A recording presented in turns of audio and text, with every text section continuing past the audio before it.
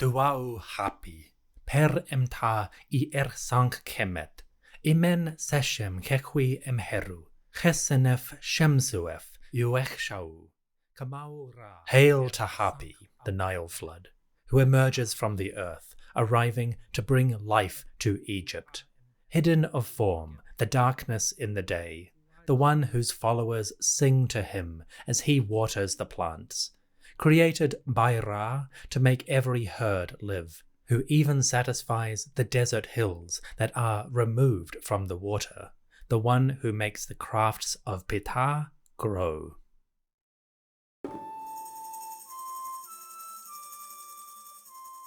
Around 1292 BCE, schoolhouses throughout Egypt, the houses of life, would host students learning hieroglyphs, grammar, and the proper composition of texts.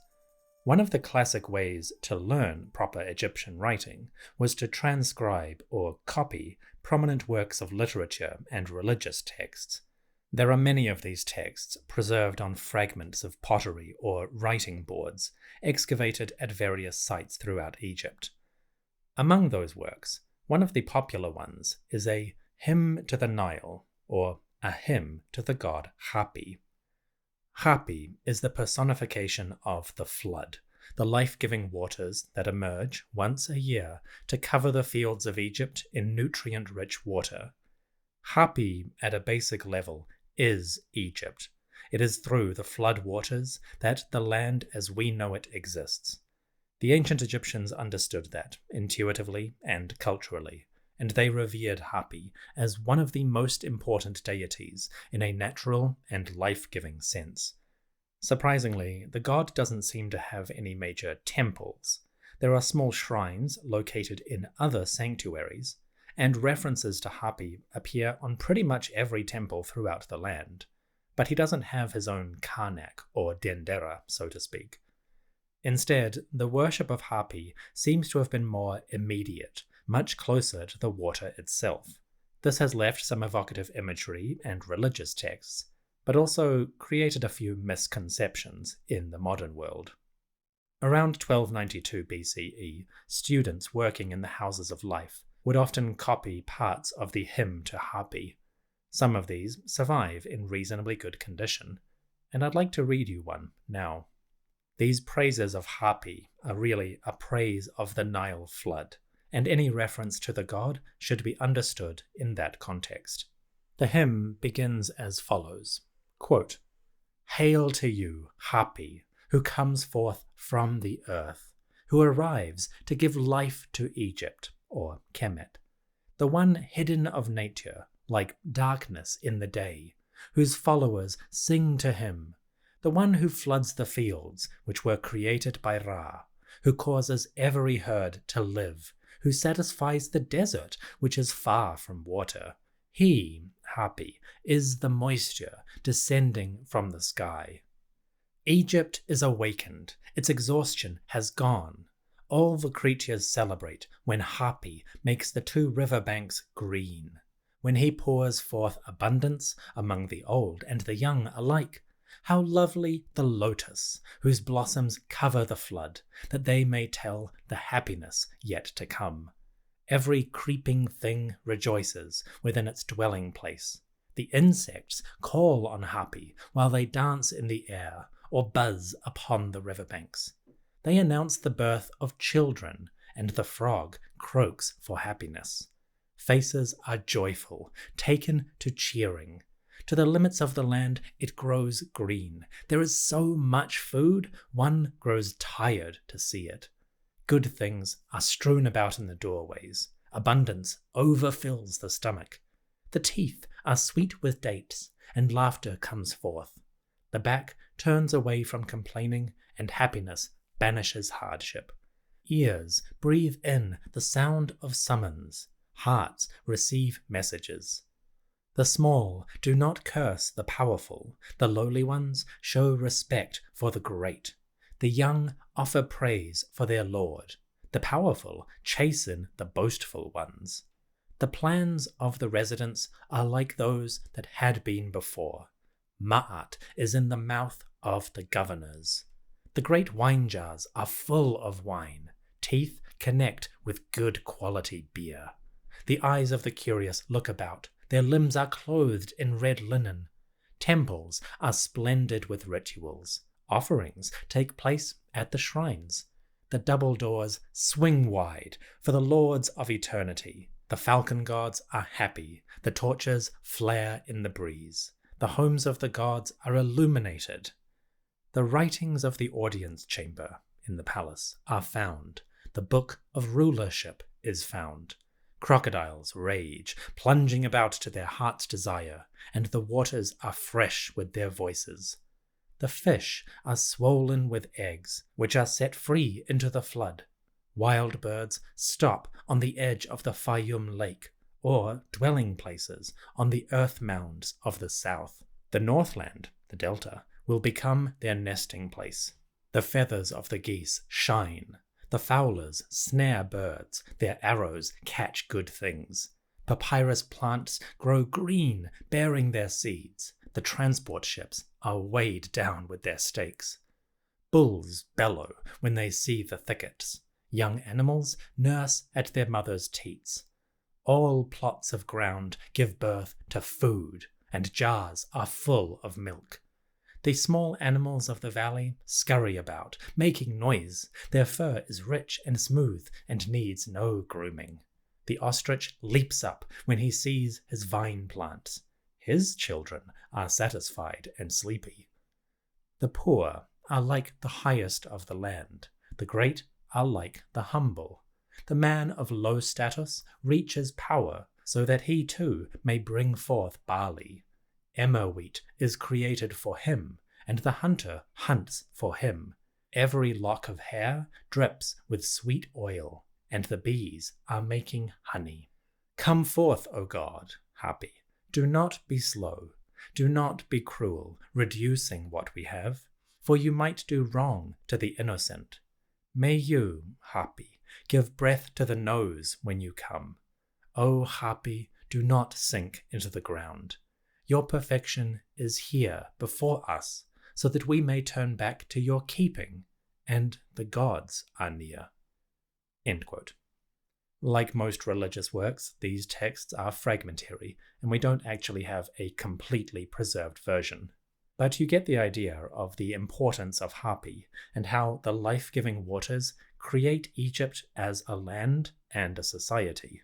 The author goes through the various natural phenomena, like the animals giving birth, and the fertility of fields producing the abundant food which the population require. But that abundance also means that social order is preserved. The writer speaks about how the small, or poor, do not curse the powerful, or rich. Because everybody has what they need, there is no longer any discord. There is also reference to good and educated rulership, a description of writings of the audience chamber and the book of rulership being found, which suggests that the administrators and the officials are doing their jobs properly in accordance with what is expected. They are not failing to provide for their people, they are managing in accordance with tradition. The author even points out how prosperity means that everyone is equal in having. The poor are like the highest of the land, and the great are like the humble, in the sense that nobody is lacking what they need. This abundance means that merit can come forth and bring success, and the author mentions how the man of low status reaches power so that he too can bring forth barley. That is, even the humble are now in a position where they can grow and provide what is needed.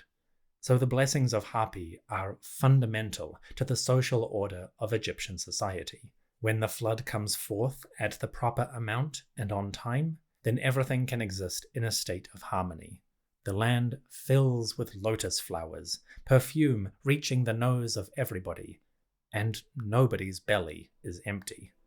It is a beautiful image of society.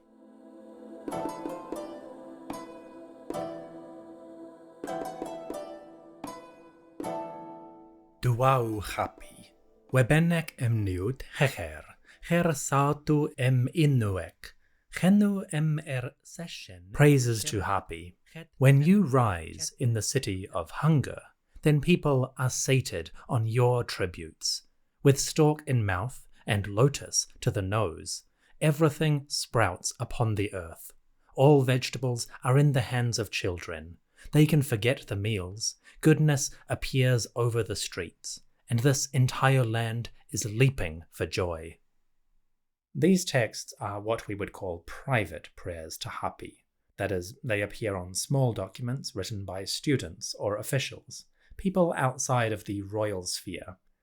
But of course, the Nile flood is so important that the kings have to be involved as well.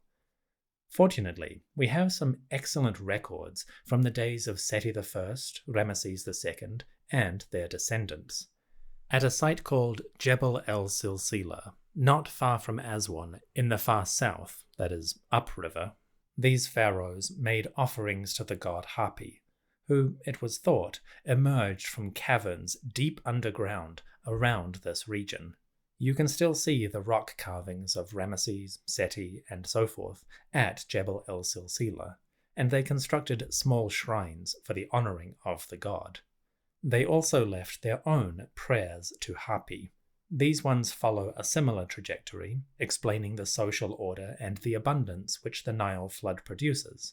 But because they are royal, they naturally have a stronger emphasis on the divine and the relationship of the great gods to the ruler and the land. The dedications for Hapi from Seti I, Ramesses II, and their descendants go as follows.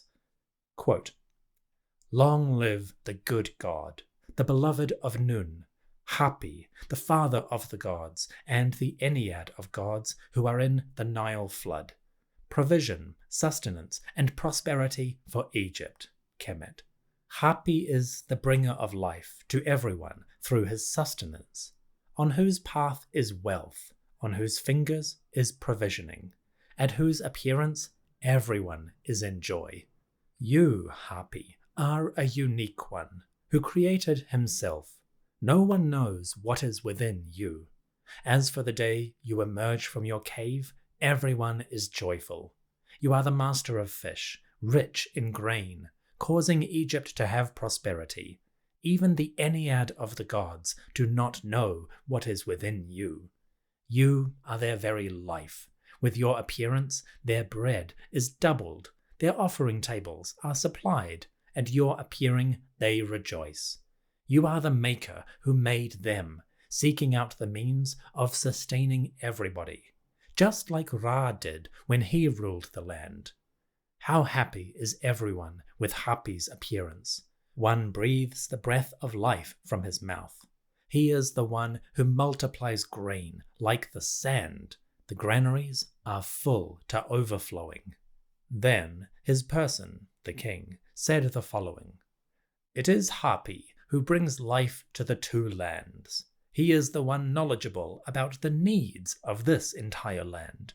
Sustenance and provision arise when he has flowed. The life of everybody truly is under his supervision. Only when he decrees are people wealthy and rich.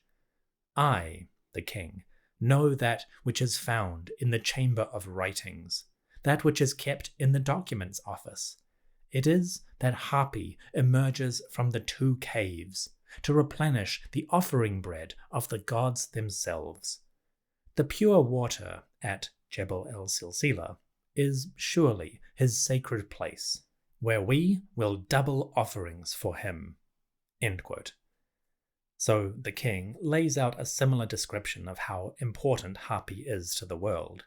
Everything that happens within Egypt, including the offerings for the gods themselves, is only possible because of that Nile flood. To ensure that Hapi came forth properly, on time, and in abundance, the kings commissioned great offerings for the deity. These are recorded at the same site as the speech I just quoted. We have a long list of offerings that, ideally, should come every year to the shrines of Hapi. They include things like animal calves, young cows, and so forth, geese of different breeds, loaves of bread by the dozen, incense, vegetables including onions and cucumbers, fruit like grapes, figs, berries, and pomegranates, beans, gold, silver, copper, lead, resin, faience, and more. A rich bounty of gifts for the god who ultimately would decide if the next year was prosperous or poverty. Finally, there should be jewelry, amulets, and images of Hapi himself, preferably made of wood, stone, or valuable metal. Based on the surviving inscriptions, there seem to be 2 ceremonies for Hapi every year. There was one around June, in the 3rd month of Shemu, the harvest season. That is when the Nile River was at its lowest level, awaiting the rains far to the south. So they were praying that the next flood would be prosperous and come on time. The next ceremony took place shortly afterwards, around August, in the 1st month of Akhet. This is just when the flood was starting to rise in southern Egypt. So at this point, the priests were hoping that the flood would come at the proper level, not too low so that the fields did not get fertilized, and not too high so that it washed away villages and eroded temples. Again, based on the written sources, the priests would make their offerings at 2 locations. The first was Jebel el-Silsila in the south. The second was in the north, at the solar city Iyunu or Heliopolis. Why those 2 locations specifically? Well, according to the texts at Jebel Silsila, this is one of the areas where the Egyptians imagined the Nile flood emerged from 2 caverns deep underground. As for Heliopolis, that is probably connected to the rule of Ra. After all, the sun god, the creator of the universe, is partly responsible for deciding if the flood will be prosperous or not. So worshipping Hapi in the house of Ra is probably a good idea to make sure every deity is happy. As I mentioned, we don't have any temples for Hapi, so we have to reconstruct the worship based on these fragmentary texts at different locations.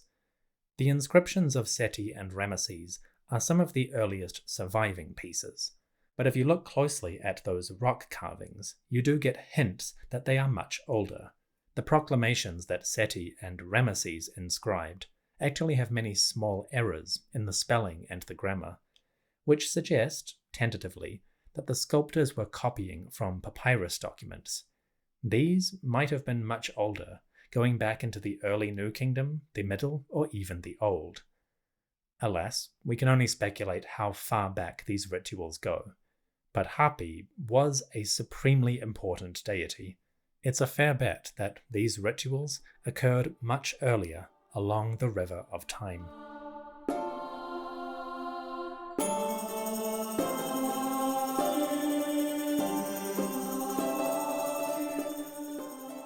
The History of Egypt podcast is supported by you, the listeners. I'd like to thank the generous folks who made a donation to the podcast in recent months. My eternal gratitude to Julia, Kirk, Peter, Elena, Warren, Darren, Johan, Peter L., Omar, Diaz, and Samuel. Folks, your generosity is greatly appreciated. I am in your debt, and I hope the Great Nile Flood, Hapi, will bring prosperity to you and your community. I would also like to thank Ørjan from Norway, who recently joined the Patreon as a priest. Ørjan, tusen takk.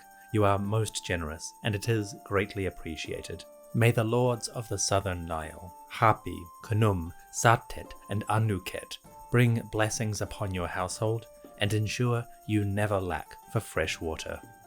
Thanks for listening. I'll see you soon.